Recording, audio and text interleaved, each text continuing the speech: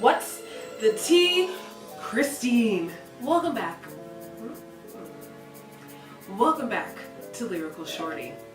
As you can see by the title, we're going to have a little bit of a serious conversation today, or more like a story time.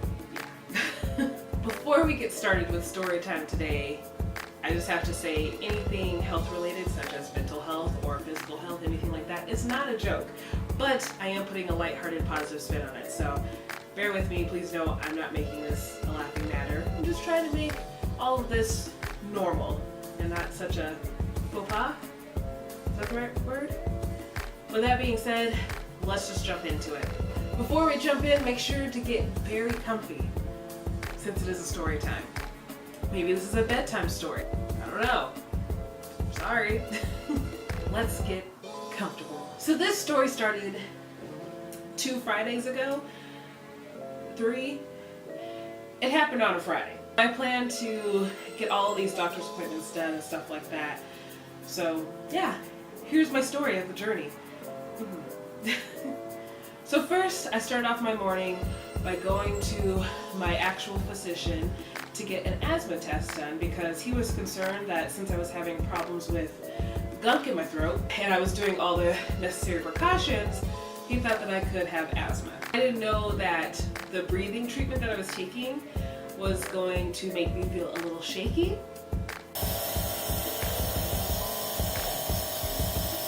So you can see the camera shaking right now because that was the stool that I just took, and it would be lightheaded and shaky. That's the side effects.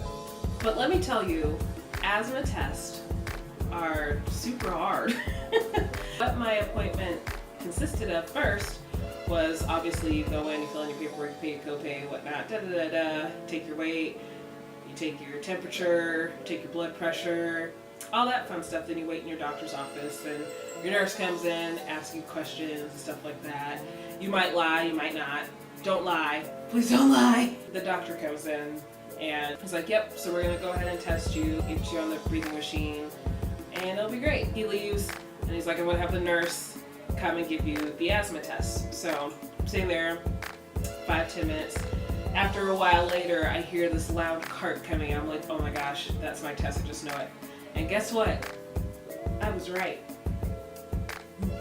So the nurse brings down the asthma machine and she tells me, okay, first we're going to test how you breathe now without the breathing treatment, which you take this big long tube and you blow as hard as you can in it. And let me tell you, that was such a humbling experience if you've never done it, because I didn't realize how much I could not breathe.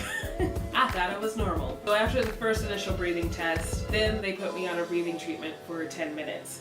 Now, I knew about breathing treatments in the past because some of my friends have asthma. My brother had to use the asthma treatment when he was younger, but I didn't know what was in it. I'm taking the breathing test. I am like sitting there, I'm like, okay, cool, make sure you're breathing, which is a dumb thing to say to yourself. And at the end of it, I was like, I feel lightheaded and shaky. And I'm sitting there like, oh my gosh, what's wrong? After 10-15 minutes of this breathing treatment, she comes back and she's like, how are you feeling? I'm like, shaky. She's like, yeah, that's what it does. She didn't tell me that beforehand. That's okay, because my nurse was awesome. So after the breathing treatment was done, I did another breathing test. I didn't notice a difference, but my nurse was like, oh, I see a difference. Yeah. Do you feel any better? No, I just feel shaky and lightheaded still. My doctor came back in and he pretty much told me, yeah, you have asthma, but like it's not severe, which is good. So he just wants me to take it whenever I get sick, because I get sick a lot with my sinus stuff, and when I'm working out, to see if that helps at all. I have an inhaler. It's great. I haven't had to use it too often, just a couple of times, but yeah, doing good there. Now on to the eye doctor. So I get to my eye doctor early. I was just trying to give myself plenty of time that day.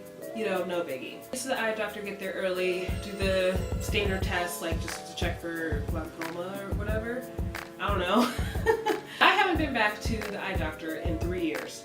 So, and I didn't know how long it's been. He had to like look at my records, and I was like, oh, okay, that part's important. That I didn't know my records or how long I've been there. Everything went fine with the eye exam, nothing looked weird or anything like that. My prescription did change. I'm at a negative 0.75. I've had LASIK in the past, and it's normal for your eyesight to deteriorate after LASIK, so it's been 7 years since I had LASIK. So my eyes are not bad enough for me to get LASIK redone again. So that's good. I mean, I would love it. I would love to have 20/20 vision without glasses, but I did reorder glasses, and I found out that I do have an astigmatism. What that means is that you like, if you press down a basketball, like a basketball's perfectly round, if you press it down, it makes an oval. That's how something on my eye is. So like if I get contacts, I have to get specially fit ones, or I don't know, I'm at an eye doctor, okay? That's why I go to the eye doctor and get everything checked out to make sure my eyes are fine. Now, as I think back 3 years ago, I might have been told that I had an astigmatism, but I don't remember. So, it's official, I have an astigmatism. Also, if you wanted to know this, the scars in my eyes from my LASIK have healed nicely, which kind of freaked me out that he said that. I was like, ooh, I didn't know I still had scars on your eyes are weird, but I had LASIK, so that makes sense, so no biggie. So after my eye exam was done, I went ahead and picked out some new glasses. I don't have them yet. You might see them in later videos. I don't know yet. I usually just wear them for driving, but I noticed that I need them from other stuff too. Plus, I had the blue light filter put on them as well, so my eye's about to be healthier. After my eye appointment was completed, then it was time for me to get tested for OCD, I guess. So I went to the mental health offices that I needed to go to, and it was weird. I just have to be so honest with you. So if you have to do the same thing, you know what to expect. I walk in and it's obviously super quiet. Super, super quiet. So I go and I check in and I'm just like whispering like, I need to check in. They give me this tablet to like answer questions and stuff like that, as far as like alcohol use, drug use. Have you felt like you needed to like, I don't know, commit suicide and stuff like that. I think that's when it got like super real for me, because I was like, oh my gosh, this is so scary. I don't think about contemplating suicide. I never have. But to like, it's good to see offices directly asking you this question, and they ask you it a lot, so it just stays on you like, hey, have you thought about this? Hey, have you thought about this? It's good for people who have been in that situation. But my insurance provider gave me a heads up and was like, look, you're gonna be asked this a lot if you feel suicidal. If you do feel suicidal, I'll put information down below of who you can call, or no, screw it, leave me a comment, let's talk. I'm here for you. After waiting a long, long time in the lobby for my new therapist, that's weird to say, she called me back. She was super nice and had a great fashion sense, so I was here for it. And then we went into her office and then we just talked. I am not going to go into detail about what all we talked about because I can't remember, but one thing I do remember is that she asked for sexual orientation, and I literally forgot what that was. I thought she was asking for gender, so I was like, oh, sexual orientation? I'm a female. I'm just a woman. That's all. I'm straight. That's what I meant to say. Now, I can't go back to her because I messed that up. We talked about a lot. I did bring up the fact that I do have anxiety, which I've never been diagnosed with, but I just know I have because I have panic attacks and anxiety attacks. She did confirm that OCD and anxiety kind of run one and the same. And I presented her with some examples. For example, I have this security bar on my door so that if anybody tries to break into my door, they can't. And yes, I know if there was like a fire or something like that, then what would I do? Oh my gosh, I gotta break down the door. I'd wake up in the case of fire. Don't worry, I obsess about it. At least twice a night I will come out and check on that bar. I'm like looking at it right now, like, you're there. Okay, cool. I also have a bar on my bedroom door because it doesn't have a lock, but even if it didn't have a lock, I probably have that bar on there too. I'm not the type of OCD person that goes and like cleans everything and thinks everything's dirty. I do have random occasions where I'm just like, I'm not touching that, or this needs to be organized, and I just get in a quick like, I have to organize. I didn't get diagnosed yet. I'm still pretty sure that I have it. I say this because John, best friend John, he was the one who like brought it up to me and was like, hey, I think you have this. And then we talked about like symptoms and stuff like that, and I was just like, oh my gosh, it was just like a revelation to be like, oh, I thought this was normal. It's not normal.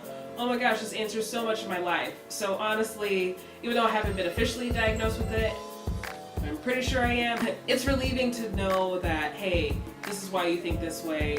There's something to identify it. So that felt good. It's still feels weird to like talk to a therapist, and now the next steps are me going to like anxiety classes, as well as meeting with a psychologist, because I might be put on pills or not. We're not sure yet. I told her I don't like pills, but she's like, let's just explore like something and see like what would work best for you. So, and then I think during then I would get an official diagnosis. So that's coming next month. All the psychologists are booked. That's my story time. That's all I have this week. Thank you so much for tuning in. I just wanted to share my story just because I wanted people to feel normal and feel comfortable about it. Get it?